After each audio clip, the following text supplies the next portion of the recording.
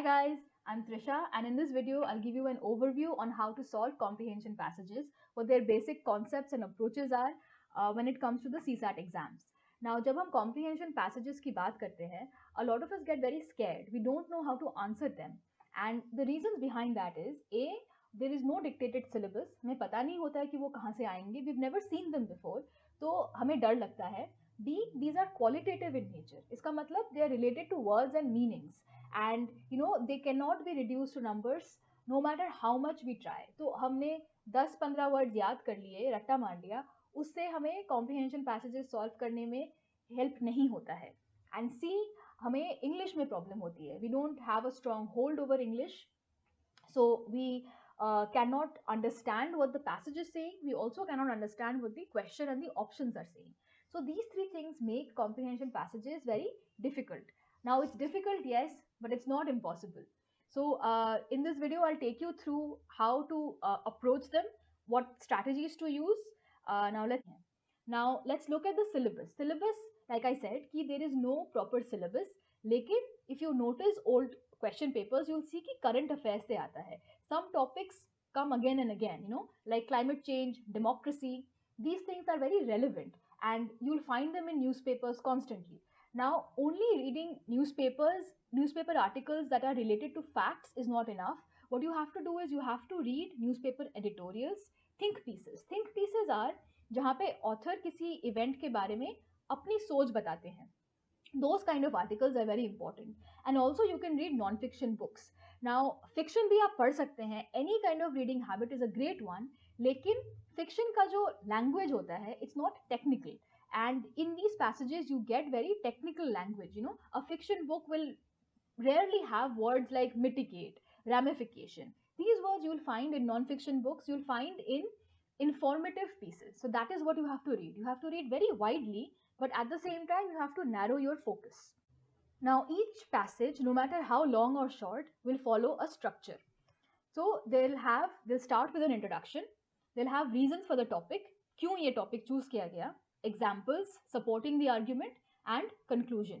Now ये जो example है, these are details, they're extra information जो support करता है argument को, and you don't have to pay too much attention to them until question is about specific details. ठीक है, अब देखते हैं कि questions कैसे आते हैं. So there are direct questions जहाँ पे जो आंसर है वो पैसेज में ही है. These are detail oriented. यहाँ पे आपको एग्जाम्पल्स पे ध्यान देना है.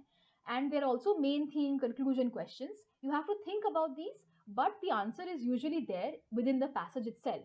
नाउ इनडायरेक्ट क्वेश्चंस भी आते हैं. These are more difficult to answer because the answer is not there in the passage. You have to think about it, and these are assumption, implication based questions. Now how to approach an unseen passage. जो passage आपको कभी देखा नहीं है उसको आप approach कैसे करें. A mistake that many students make is they keep reading the passage over and over again. This not only wastes your time, बहुत time waste होता है इससे, और क्या होता है कि अगर आपको पैसेज समझ में नहीं आया पहली बार तो आप और डर जाते हो बिकॉज यू फील कि आपको ये आंसर नहीं पता चलेगा. इससे बेटर है कि आप क्वेश्चन पहले पढ़िए, read the question carefully. Question में you have an instruction. The question will tell you what to look for. Conclusion ढूंढना है, मेन थीम ढूंढना है, क्या करना है आपको क्वेश्चन बताएगा. Next you read the passage again keeping the question in mind. So now you have an intention behind reading the passage. This makes your approach a lot more focused. आप बहुत ज़्यादा ध्यान दोगे क्योंकि आपके पास एक इंस्ट्रक्शन है. Now you consider the options. So what this does is this narrows down the vastness of the whole thing. ठीक है, आपके पास एक इंस्ट्रक्शन मिल गया, आपको एक आपने फिर पैसेज पढ़ा, फिर आप ऑप्शंस देखिए. Now all of this is based on your understanding of the passage. For that, building a strong vocabulary is very important. And here there are no shortcuts. You have to repeat the process many times. You can keep a separate notebook for the new words. जब भी आप कोई नया शब्द देखते हो, you write that in your notebook. You make sentences. इससे you're engaging with the word. सिर्फ याद करने से नहीं होता है because हम भूल जाते हैं. You can also use flashcards for active recall. Active recall is a way of testing yourself and it has been proven to increase your memory. You can also play word games. Now do not take this as a way to procrastinate and use your phone. This is a way of optimizing your time. Now your vocabulary will take you a very long way because the CSAT exam is a short term goal. इसके बाद आपको mains में essays लिखना है, आपको interview देना है. So if you have a good vocabulary, that's a strong base for your entire career.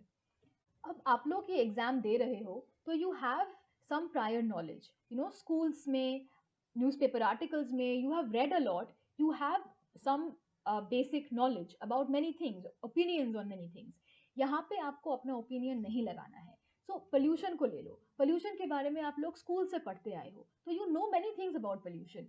लेकिन अगर पैसेज में ऐसा कुछ लिखा है जो आपके नॉलेज के अगेंस्ट जाता है, उसको कॉन्ट्रडिक्ट करता है, you follow the passage. Okay, if the passage says the sky is red, then the sky is red. You follow the passage.